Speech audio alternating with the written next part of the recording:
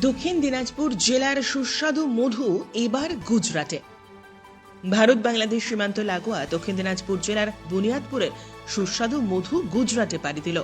মূলত জেলার বুনিয়াদপুরের বংশীহারি ও বুনিয়াদপুরের মধু ভিন রাজ্যে পাড়ি দিল। বংশীহারি ব্লক এবং বুনিয়াদপুর এলাকার বিভিন্ন স্থানের মাঠের সর্ষে ক্ষেতগুলিতে গেলেই চোখে পড়বে সারিবদ্ধ করে রাখা বাক্স। বংশীহারি এবং বুনিয়াদপুরের বাগদুয়ার, জামার, জোরদিঘি, শিহল, ডিটলহাট, করখা সর্বত্রই একই ছবি।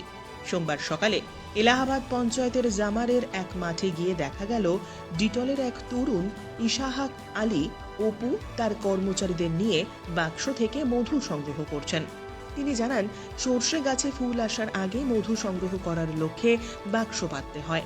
এই বাক্সে মৌমাছি থাকে, তাদের খাবার হিসেবে চিনি দিতে হয়। মৌমাছিরা বাক্স থেকে বেরিয়ে সর্ষে ফুল থেকে মধু নিয়ে বাক্সে জমা করে।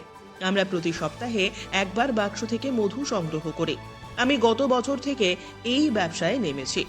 মুর্শিদাবাদ, নদিয়া এবং দক্ষিণ চব্বিশ পরগনা জেলার অনেক মধু ব্যবসায়ী আমাদের এলাকার বিভিন্ন মাঠে মধু সংগ্রহের উদ্দেশ্যে বাক্স পেতেছেন। এই বিপুল পরিমাণ মধু গুজরাটের এক ব্যবসায়ী আমাদের কাছ থেকে পাইকারি দরে কিনে নিয়ে যান। সারা বছর অন্য ব্যবসা করলেও এই শীতকালে মধু সংগ্রহের ব্যবসা করে লাভের মুখ দেখছেন ব্যবসায়ীরা। ব্যুরো রিপোর্ট, উত্তরের প্রহরী।